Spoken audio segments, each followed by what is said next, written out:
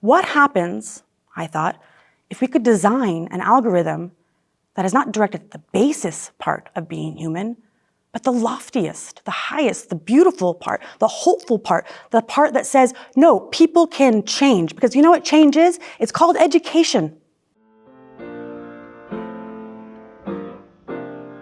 I'm Dr. Danielle Layne, and I'm a philosopher. I teach at a local university.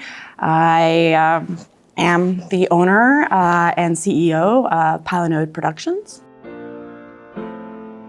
We are a group of people who are hoping to reintroduce philosophical thought into our culture and into our media, into our technologies, and I'm excited to introduce it to you.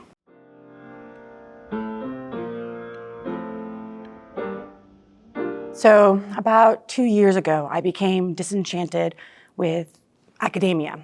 It slowly started to become very clear to me that education was supposed to be about forming the human soul, to understand what happiness is, what joy is, what suffering is, and how that when we are exposed to a liberal arts education, or one that is actually for the student and not simply to check boxes of assessment and we did it right and we measured all the things that make it possible for that kid to go out and get a job at some tech institution.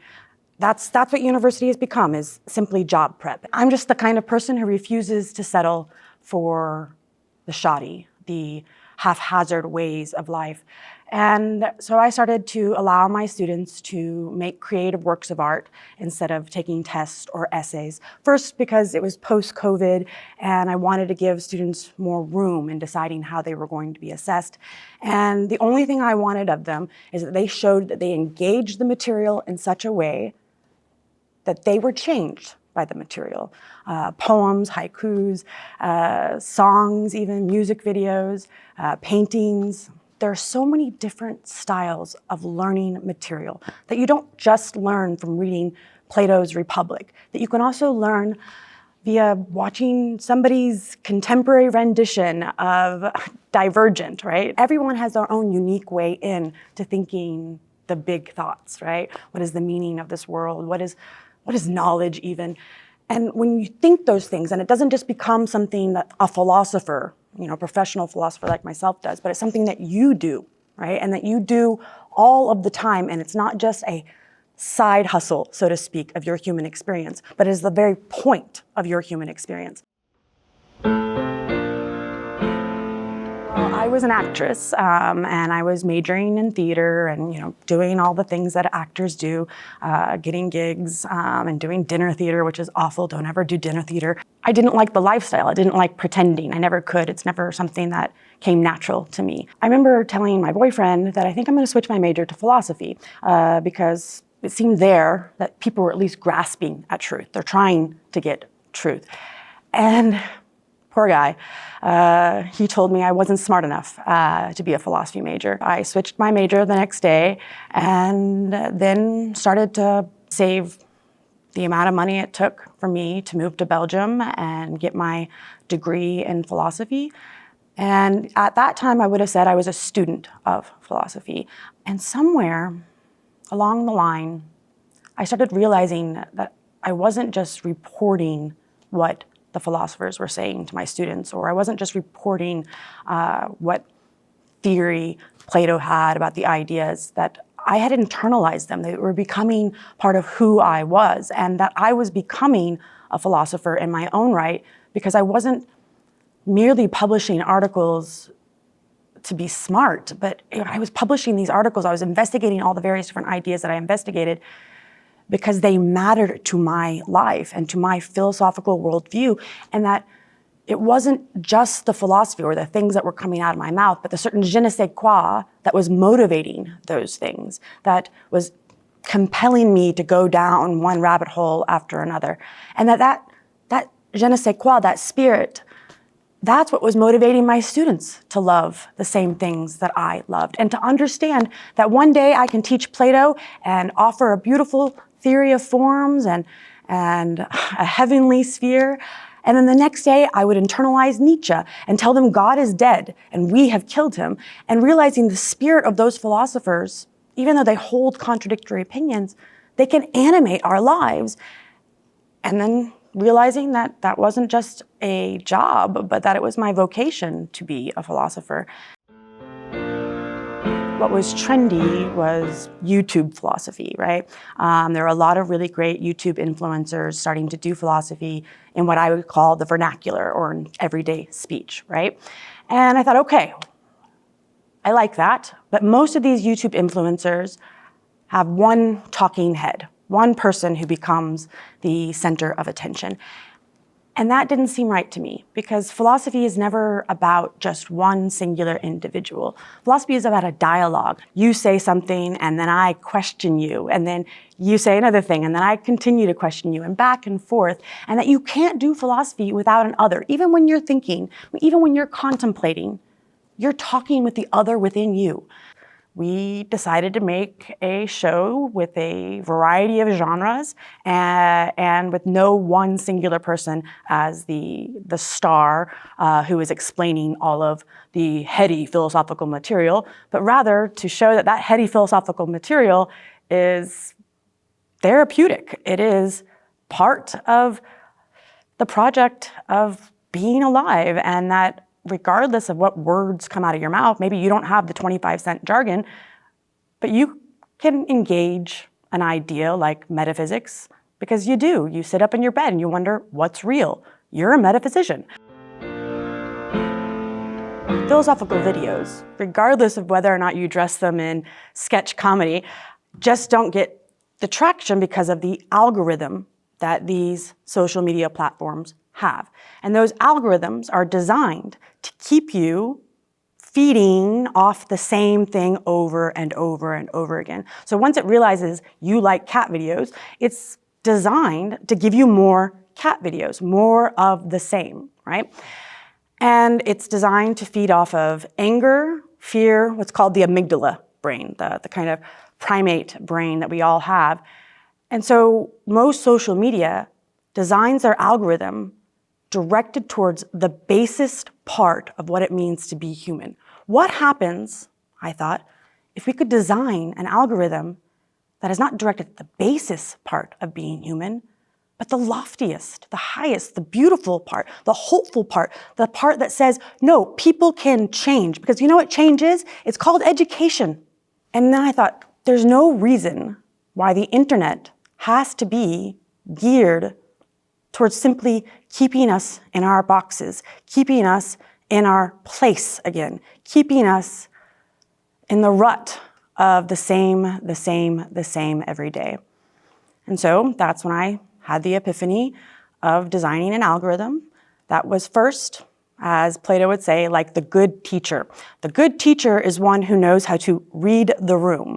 Our current algorithms read the room. They get to know their users, but not for the sake of helping them, but for the sake of the almighty dollar, for the sake of making sure they consume. And not only do they consume, but they become products themselves, so that most social media apps now make it to where the consumer is consuming themselves. Here, what if the end is like a teacher who can read the room and say, this person learns through film. This person learns through music. This person learns through really difficult lectures because they like the challenge. Each individual has a unique way of learning, of education. Can I make an AI or an algorithm that can learn how people remain curious, that can learn how people like being educated, that can figure out what's your way in to thinking about your own fundamental beliefs? It's a platform, and I hope one day it'll be more like an interactive, visually stunning search engine, where right now the search engines that we have all give us a list of things when we type it in. Type in existentialism, then you're going to get a list of things, most prioritized by advertisements, and it's discursive, it's text, right? That's what we see in this kind of hierarchical list. By the time you get to page 5, where all the good stuff is, you're bored and tired. So what if, when we hop onto the internet, onto our platform, we see a visually stunning cosmic brain of ideas, right? And so that when you type in existentialism, neurons fire up and we see a diversity of media. And since the platform or the algorithm that we call Khora learns how you learn, it's going to know and highlight the podcast if you're an audio learner, right? You're still going to have options. You're still going to be able to choose which one you go down.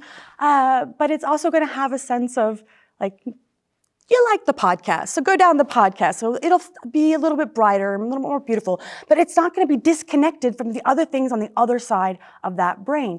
And that here you see it within the tapestry of ideas. And so everybody starts to think of content now as sites for ideas, sites for things to be lit up. And Khora will first learn how you learn so that you can understand yourself better, right? Say you believe that the world is full of love and that everything comes down to love. Well, do you know why you believe that? Do you have a sense of that you can debate with somebody about that you could be confident expressing that view in a way that you know that somebody else might connect with you on that idea? And so it'll give you the content, right? It'll light up the television show about the erotic. It will light up the text, Plato's Symposium.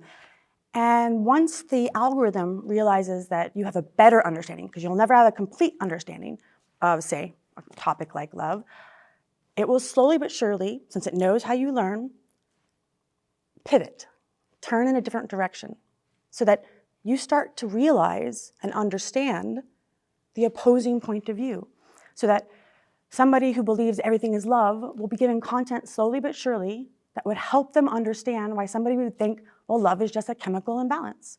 And not in a way that you immediately reject it, but you do what most philosophers do, which is you can hold two opposing ideas at the same time.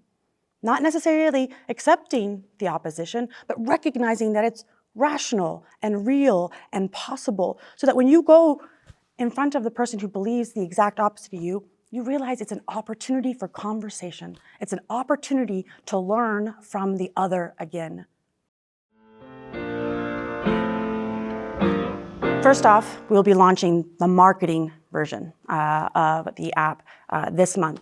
And the marketing version means that we're going to be basically looking for people to submit content so that Khora's brain, I don't know why I did that, brain can grow, right? She needs your philosophical content, basically, so that it can be fed into the algorithm and the algorithm can learn from your content. And so initially, we're going to, be strategic and turn to actual philosophers, professional philosophers, and other individuals who are making explicitly philosophical material so that Khora gets the knowledge base of the history of ideas and philosophy. Then the second phase of the rollout will probably be around, August, September is what we're shooting for.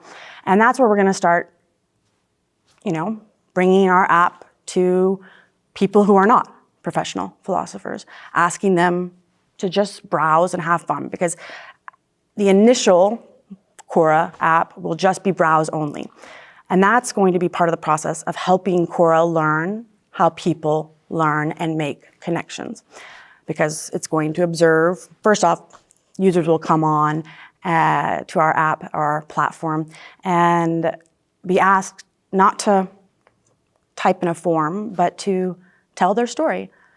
Tell us who you are in a vocal way, and that will be turned into a transcript that will be fed into the algorithm so that it will learn a little bit about how it is that you got to the situation where you're interested and curious to see if the internet can be done differently. And so hopefully, after that particular phase, this final phase, the Khora, actually the full-blown Khora will be released in January of 2025, where it will in fact start to allow users to make those connections, to have their own private cosmic brains where they can collect all the things that they've learned and put them in a visual way that allows them to remember things, but also Khora will challenge you. I don't care if people become intellectuals. I care that they think about the ideas on their own terms, and also are always challenged to think again about it in whatever way, so that they constantly become different from what they expected they would be. That they too are living life on that beautiful, crazy edge of knowing and not knowing.